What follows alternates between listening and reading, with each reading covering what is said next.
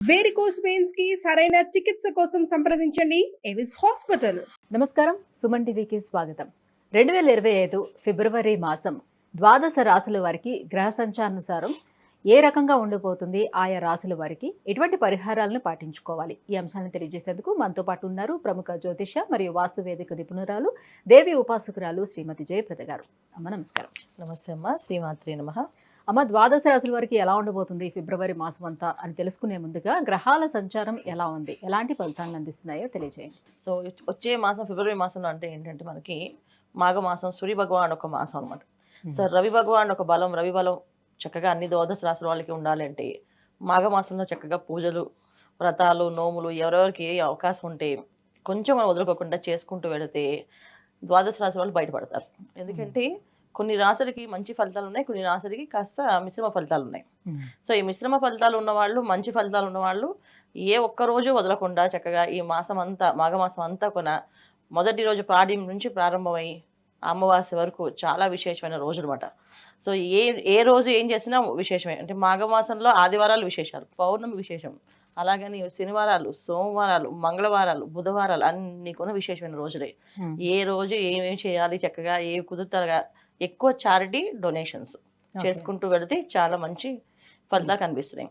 అయితే ఈ ఫిబ్రవరి మాసంలో ఎవరెవరికి బాగున్నాయి, ఎవరికి బాగాలేదని ముందుకంటే గోచారంలో ఎవరెవరు ఏ గ్రహాలు ఎక్కడెక్కడ ఉన్నాయో చూద్దాం. వృషభ రాశిలో గురువు, మిథున రాశిలో కుజుడు, తర్వాత కన్యా రాశిలో కేతు ఉన్నారు, తర్వాత మనకి కుంభరాశిలో శని భగవానుడు, మకర రాశిలో రవి బుధులు, మీనరాశి రాహు శుక్రుడు. సో ఇలాగ మనకి గ్రహస్థితి అంతా గ్రహాలన్నీ ఇలా ఉన్నప్పటికీ ఏమేమవుతుందంటే ఇక్కడ ఎంత బ్రహ్మాండంగా మీనరాశిలో ఉచ్చస్థానంలో శుక్రుడు ఉన్నప్పుడు ఎన్ని భోగాలు, ఎన్ని యోగాలు ఇస్తారో, శుక్రుడితో పాటు రాహు ఉన్నారు కనుక అన్ని మాయలు, అన్ని మర్మాలు కనిపిస్తుంటాయి. అంటే మోసపోవడాలు కానీ, మోసగింపబడ్డాలు కానీ జరిగే అవకాశాలు ఎక్కువగా ఉన్నాయి కనుక జాగ్రత్తగా పరిహారాలు చేసుకుంటూ వెళితే ప్రతి పనిలోనే ఆలోచించి చేస్తే కనుక బయటపడతాం. లేకపోతే కాస్తంత ఇబ్బంది పడే అవకాశం కనిపిస్తుంది. జాగ్రత్తగా చూసుకుంటూ వెళ్ళాలి. సో మనకి మిథున రాశిలో కుజుడు అంటే ఏంటంటే జనరల్గా చాలా మందికి విచక్షణ అనేది కోల్పోవడం అనేది జరుగుతుంటుంది. ఎంత అగ్రెసివ్గా మారుతారంటే బుధుడు అంటే మిథున రాశిలో బుధుడు అధిపతి, ఆ రాశి అధిపతి. సో బుధుడు అంటే ఏంటి, మంచి తెలివితేటలు, మంచి బుద్ధి, జ్ఞానం, తెలిసిన వాళ్ళు, క్రియేటివిటీ బ్రహ్మాండంగా ఉంటుంది. అయితే ఇక్కడ కుజుడు రావడం వల్ల ఏంటంటే క్రియేటివిటీ, ఆలోచనలు అన్నీ కొంచెం ఎక్స్ట్రాడినరీగా పెరుగుతాయి. అయిపోవాలి, ఇప్పుడు అయిపోవాలి మరి అంటే విచక్షణ కోల్పోతారు. విచక్షణ అనేది కోల్పోయి వాళ్ళు చేయాల్సిన పని నాకు ఇప్పుడు కావాల్సింది, ఇప్పుడు అవ్వాల్సింది అని చెప్పి కొన్ని ప్రమాదాలకి, కొంత మనుషుల తత్వాలకి మారడానికి కారణము ఇదంతా కూడా కుజుడు కారకుడు కనుక. ఎన్ని రోజుల వరకు ఉంటాడు మేడం కుజుడు? చాలా రోజులు ఉంటారు. ఫిబ్రవరి మాసం అంతా మిథున రాశిలోనే ఉంటున్నాడు ఆయన. సో అందుకని ఆయన ఆల్రెడీ వచ్చేసి మిథున రాశిలోనే ఉన్నారు ఆయన. జనవరి 20 నుంచి మారిపోయి మిథున రాశిలో ఉంటున్నారు ఆయన. దానివల్ల ఏంటంటే జాగ్రత్తగా ఉండడం, మెయిన్ వాహనాలు నడిపినప్పుడు జాగ్రత్తగా ఉండడం, బయటికి వెళ్ళేటప్పుడు మంచి శుభశకనాలు చూసుకుని వెళ్ళడం చాలా ముఖ్యమైన అవసరం అందరికీ. ద్వాదశ రాశులు అందరికీ కూడా ఈ జాగ్రత్తగా చూసుకుంటూ ఆచితూచి వెళ్తూ ఉంటే ఏ ఒక్కరికి ఏ ప్రమాదం జరగకుండా క్షేమంగా ఇంటికి వస్తుంటారు. ఇది చూసుకోవాల్సింది. మేడం, మరి ఈ ఫిబ్రవరి మాసం సింహరాశి వారికి ఎలా ఉండబోతుంది? సో ప్రస్తుతానికైతే గురువు అనుకూలంగానే ఉన్నాడు. సో ఈ మాసం కూడా గురువు అదే కంటిన్యూ అవుతున్నాడా, ఎలాంటి ఫలితాన్ని ఇస్తున్నాడు? తప్పకుండా సింహరాశి వాళ్ళకి చాలా రోజుల నుంచి గురువు అనుగ్రహం బాగానే ఉంది వీళ్ళకి. ఎందుకంటే గత సంవత్సరం కంటే ఈ సంవత్సరం వీళ్ళకి అన్ని అనుకూలంగా కనిపిస్తున్నాయి. అయితే ఈ మాఘమాసంలో వాళ్ళకి రాశాధిపతి రవి భగవానుడు ఒక మాసం అది. సో మాఘమాసం అయింది, చాలా విశేషమైన మాసం. అంటే వీళ్ళకి సింహరాశి వాళ్ళకి ఉద్యోగాలు ఎప్పటి నుంచో రావట్లేదు అనే వాళ్ళకి ఉద్యోగాలు అనేది బాగా వచ్చే అవకాశం ఉంది.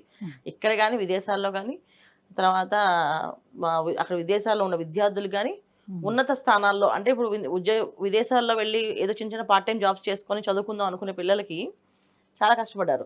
సో ఇప్పుడు ఏంటంటే అక్కడ మంచి కంఫర్టబుల్ జాబు, కంఫర్టబుల్ టైమింగ్స్, చదువు అనేది రెండు జరుగుతాయి, రెండు సాగుతాయి. సో వీళ్ళకి అన్నీ కూడా చాలా చాలా అనుకూలంగా ఈ ఫిబ్రవరి మాసం అంతా అనుకూలంగానే ఉంది. సో ఉద్యోగాలు బాగున్నాయి, వ్యాపారం బాగుంది, వ్యాపార అభివృద్ధి ఉంది, కొత్త కొత్త వాళ్ళ పరిచయాలు అవుతాయి, కొత్త వాళ్ళ సహకారాలు అంటే బంధువులు సహకారాలన్నీ అందుకుంటే అవకాశం ఎక్కువగా ఉంది వీళ్ళకి. స్నేహితులు తోడుండే అవకాశం ఉంది సింహరాశి వాళ్ళకి ఈ మాసం అంతా. ఎంత అనుకూలంగా ఉంది అంటే చిన్న వ్యాపారం జరగట్లేదంటే దానికి పెట్టుబడి పెట్టి పెద్దది చేయడము, లేదా అది కాకుండా వేరే వ్యాపారం చేయడము, ఇలాంటి క్రియేటివిటీ ఆలోచన అన్నీ కూడా వీళ్ళకి చక్కగా మెరుగైన ఫలితాలు కనిపిస్తున్నాయి. ఇప్పుడు దాకా అంటే రవి బుధులు మకర రాశిలో ఉన్నంతకాలం వీళ్ళకి అన్ని అనుకూలంగా ఉంటాయి. రవి బుధులు మళ్ళీ మారితే కాస్తంత ప్రతికూలత కనిపిస్తుంది. సప్తమ స్థానంలోనే శని ఉన్నాడు. మరి ఇప్పుడు ఈ సప్తమం నుంచి తర్వాత మారినా కూడా అష్టమ శని అవుతుంది. అష్టమశని ఖచ్చితంగా సప్తమశని అయినా అష్టమశని అయినా వీళ్ళకి కాస్త ఇబ్బంది. శని భగవానుడు వ్యతిరేక ఫలితాలే. సో అది అనుకూలమైన ఫలితాలని కాదు. ఎందుకు వ్యతిరేక ఫలితాలు అంటే ప్రతి విషయంలో వీళ్ళు చేసే ప్రతి పనిలోని వీళ్ళు కంఫర్ట్ జోన్ చూసుకుంటారు. ఇప్పుడు ఏంటంటే వీళ్ళు చాలా గంభీరంగా ఎవరితోటి ఒక మాట పడకుండా వాళ్ళ పని ఏదో వాళ్ళు చేసుకుంటూ వాళ్ళ వరకు కంప్లీట్ చేసుకుంటూ ఏదో ఉన్నట్టుగా వాళ్ళు బతుకుతుంటారు.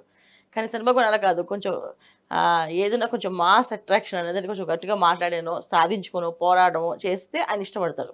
సో నువ్వు కావాల్సింది తీసుకోవాలి కదా అని ఈ విషయాల్లో కాస్తంత ఇబ్బందులు ఏంటంటే తోటి వాళ్ళతో కాస్తంత మాట పెరగడము, కాస్త ఇబ్బంది పెట్టడమో, లేదా వీళ్ళని జాబ్స్ ఎక్కువ ఎక్స్ట్రీమ్ పెట్టడమో, లేదు మీరు పొద్దున్నే వచ్చేసి చేయాలండి ఈ ప్రాజెక్ట్ వర్క్స్ అనో ఈ వర్క్స్ అని చెప్పి బిజీ చేయడం వీళ్ళని కాస్త వీళ్ళతో కొంచెం సాడిజం లాగా ప్రవర్తిస్తుంటారు. ఎవరు వీళ్ళ బాసులు. శని భగవాన్ వచ్చే ఫలితాలు అలా ఉంటాయి.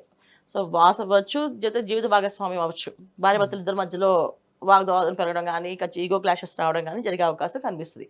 ఇది తప్ప మిగతా విషయాలన్నీ కూడా అనుకూలంగా ఉంటాయి. సో శని భగవాన్ ఇచ్చే విషయం మెయిన్ ఇది ఒకటే. ఏదో ఒక వాదన పెరగడము, వాదన పెంచడము, మాట్లాడుకోవడము, నచ్చకపోవడము. సో భార్యాభర్తల మధ్యలో అన్యోన్యంగా ఉన్నారంటే వ్యాపార సంస్థల్లో పనిచేసే కస్టమర్స్తో వీళ్ళకి వచ్చే ఏదో ఒక ఇబ్బందులు ఎదుర్కోవడము, మంచి క్వాలిటీ ఇచ్చినా క్వాలిటీ లేదని చెప్పి ఏదో అనడము, ఏదో ఒక మాట ఒక రాయి వీళ్ళ మీద టప్పాటప్పని వేస్తూ ఉంటారు. అంతకుమించి పెద్ద ఫలితాలు పెద్దగా ఇబ్బంది పడేది ఉండదు. కానీ ఆ చిన్న విషయం కూడా వీళ్ళు దాన్ని తట్టుకోలేరు. అది పెద్దగా కనిపిస్తుంది వాళ్ళకి. సో శని భగవాన్ ఇచ్చే ఫలితాలు మంచి బయటపడవచ్చు. కొంచెం రెమెడీస్ చేసుకుంటూ బయటపడవచ్చు.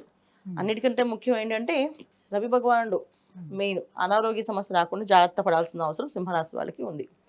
ఎందుకంటే ఇక్కడ సప్తమశని తర్వాత అష్టమశని అంటే ఏంటంటే ఏదైనా రోగం వస్తే అది దీర్ఘకాలం సాగుతుంది, తగ్గదు. దానికి మెడిసిన్స్ దొరకదు, దానికి ఆ మందు ఐడెంటిఫికేషన్ దొరకదు. అసలు అది ఆ జబ్బుకి అది ఏంటి అనేది ఐడెంటిఫికేషన్ చేయడానికి టైం పట్టేస్తుంది. అలాంటి సమస్యలు అనేది ఉన్నాయి కనుక జాగ్రత్త అనేది చాలా అవసరం. మరి ఈ సింహరాశి వారు ఈ ఇబ్బందుల నుంచి బయటపడేందుకు సో ఎలాంటి పరిహారాలని పాటించుకోవాలి? నిరంతరం ఏ దైవారాధన చేసుకుంటే మెరుగైన ఫలితాలు వెలుకుంటాయి? తప్పకుండా చక్కగా వీళ్ళు సూర్యారాధన చేసుకోవడం, ఆదిత్య హృదయం చదువుకోవడము, సూర్య భగవాన్ అంటే ఎర్లీ అవర్స్లో లేవడం, ఇంట్లో తెల్లవారుజామునే నిద్ర లేవడం. అంటే తెల్లవారుజాము అంటే 5 to 6 లోపు నిద్ర లేచి సూర్య భగవాన్ నమస్కారం చేసుకుంటూ ఆదివారాలు ఉపవాసాలు ఉండాలి.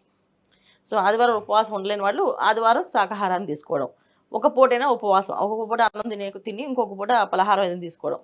మొత్తం అన్నం తినకుండా ఆదివారం అన్నం ముట్టుకుని ఉంటే వీళ్ళకి బాగా కలిసి వస్తుంది. అన్నం తప్ప మిగతా తినొచ్చు, అన్నం తినకుండా ఉండాలి. శాకాహారమై ఉండాలి. అది ఏం తిన్నా శాకాహారమై ఉండాలి, సాత్వికమైన ఆహారమై ఉండాలి. అంటే ఉడికించిన పదార్థాలు తినడం కానీ చేసుకుంటే మంచిది. ఆదివారం వీళ్ళు పాలు అన్నం 2 వదిలిపెడితే కొంత మెరుగైన ఫలితాలు కనిపిస్తాయి. చేయగలిగితే చేయొచ్చు. అమ్మ, సింహరాశి వారికి ఈ ఫిబ్రవరి మాసం ఎలా ఉండబోతుంది? ఎటువంటి ఆహార పదార్థాల విషయంలో కానివ్వండి, ఆరోగ్య విషయంలో కానివ్వండి, ఎలాంటి జాగ్రత్తలు తీసుకోవాలి, ఏ దైవారాధన చేసుకోవాలి, ఈ అంశాలన్నీ కూడా తెలియజేసినందుకు ధన్యవాదాలు. నమస్తే అమ్మ. శ్రీమాత్రే నమః.